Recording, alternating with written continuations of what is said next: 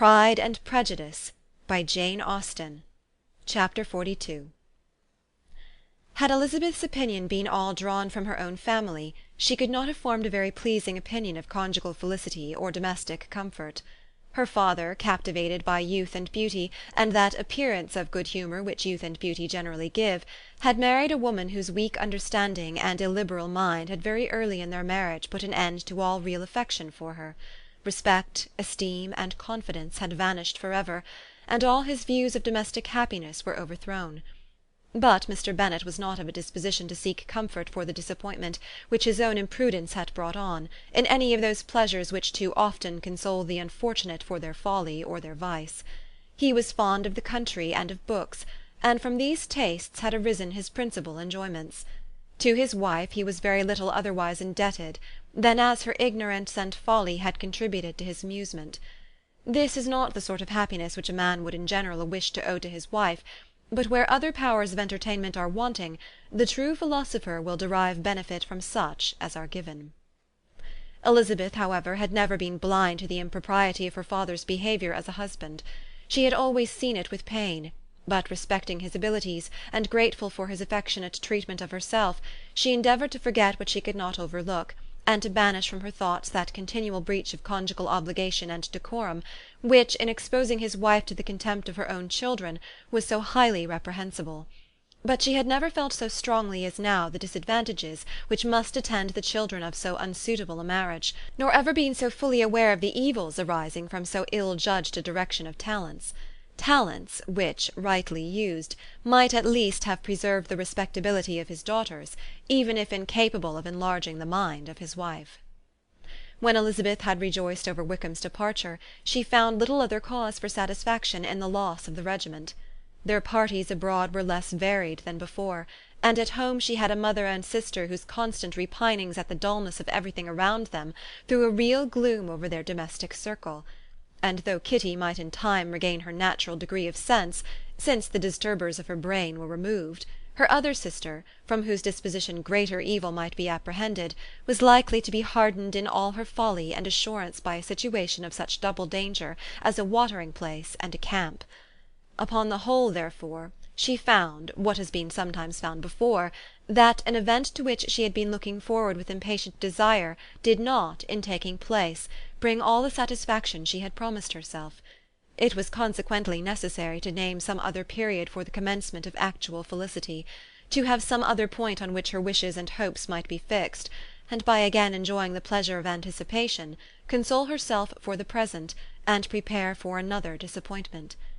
Her tour to the Lakes was now the object of her happiest thoughts. It was the best consolation for all the uncomfortable hours which the discontentedness of her mother and Kitty made inevitable, and could she have included Jane in the scheme, every part of it would have been perfect. "But it is fortunate," thought she, "that I have something to wish for. Were the whole arrangement complete, my disappointment would be certain. But here, by carrying with me one ceaseless source of regret in my sister's absence, I may reasonably hope to have all my expectations of pleasure realized.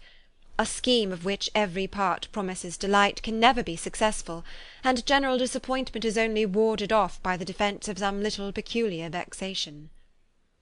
When Lydia went away she promised to write very often and very minutely to her mother and Kitty, but her letters were always long expected and always very short.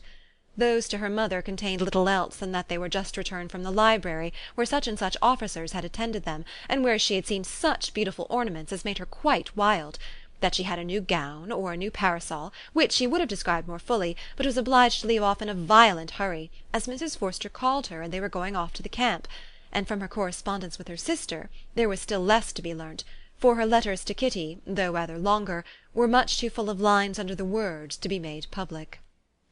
After the first fortnight or 3 weeks of her absence, health, good humour, and cheerfulness began to reappear at Longbourn. Everything wore a happier aspect.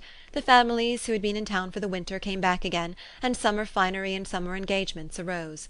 Mrs. Bennet was restored to her usual querulous serenity, and by the middle of June, Kitty was so much recovered as to be able to enter Meryton without tears, an event of such happy promise as to make Elizabeth hope that by the following Christmas she might be so tolerably reasonable as not to mention an officer above once a day, unless by some cruel and malicious arrangement at the War Office another regiment should be quartered in Meryton.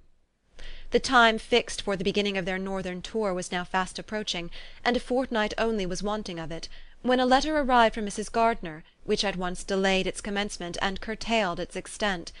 Mr. Gardiner would be prevented by business from setting out till a fortnight later in July, and must be in London again within a month, and as that left too short a period for them to go so far and see so much as they had proposed, or at least to see it with the leisure and comfort they had built on, they were obliged to give up the Lakes, and substitute a more contracted tour, and according to the present plan were to go no farther northwards than Derbyshire. In that country there was enough to be seen to occupy the chief of their 3 weeks, and to Mrs. Gardiner it had a peculiarly strong attraction. The town where she had formerly passed some years of her life, and where they were now to spend a few days, was probably as great an object of her curiosity as all the celebrated beauties of Matlock, Chatsworth, Dovedale, or the Peak. Elizabeth was excessively disappointed. She had set her heart on seeing the Lakes, and still thought there might have been time enough. But it was her business to be satisfied, and certainly her temper to be happy, and all was soon right again. With the mention of Derbyshire there were many ideas connected. It was impossible for her to see the word without thinking of Pemberley and its owner. "But surely," said she, "I may enter his county without impunity, and rob it of a few petrified spars without his perceiving me." The period of expectation was now doubled. 4 weeks were to pass away before her uncle and aunt's arrival. But they did pass away, and Mr. and Mrs. Gardiner, with their 4 children, did at length appear at Longbourn. The children, 2 girls of 6 and 8 years old, and 2 younger boys, were to be left under the particular care of their cousin Jane, who was the general favourite, and whose steady sense and sweetness of temper exactly adapted her for attending to them in every way, teaching them, playing with them, and loving them. The Gardiners stayed only 1 night at Longbourn, and set off the next morning with Elizabeth in pursuit of novelty and amusement. One enjoyment was certain, that of suitableness of companions, a suitableness which comprehended health and temper to bear inconveniences, cheerfulness to enhance every pleasure, and affection and intelligence, which might supply it among themselves, if there were disappointments abroad.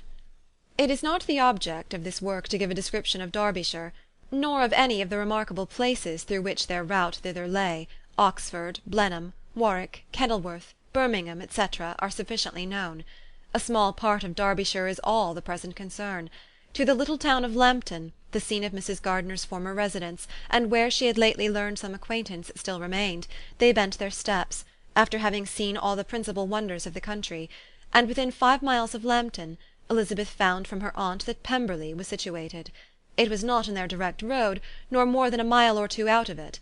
In talking over their route the evening before, Mrs. Gardiner expressed an inclination to see the place again. Mr. Gardiner declared his willingness, and Elizabeth was applied to for her approbation. "My love, should not you like to see a place of which you have heard so much?" said her aunt. "A place, too, with which so many of your acquaintances are connected. Wickham passed all his youth there, you know." Elizabeth was distressed. She felt that she had no business at Pemberley, and was obliged to assume a disinclination for seeing it. She must own that she was tired of seeing great houses.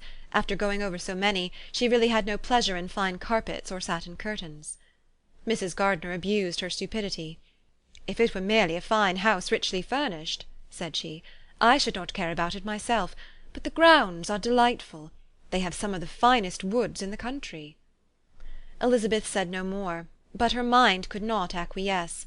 The possibility of meeting Mr. Darcy, while viewing the place, instantly occurred. It would be dreadful. She blushed at the very idea, and thought it would be better to speak openly to her aunt than to run such a risk. But against this there were objections, and she finally resolved that it could be the last resource, if her private inquiries to the absence of the family were unfavourably answered. Accordingly, when she retired at night, she asked the chambermaid whether Pemberley were not a very fine place, what was the name of its proprietor, and, with no little alarm, whether the family were down for the summer. A most welcome negative followed the last question, and her alarms now being removed, she was at leisure to feel a great deal of curiosity to see the house herself, and when the subject was revived the next morning, and she was again applied to, could readily answer, and with a proper air of indifference, that she had not really any dislike to the scheme. To Pemberley, therefore, they were to go. Chapter 42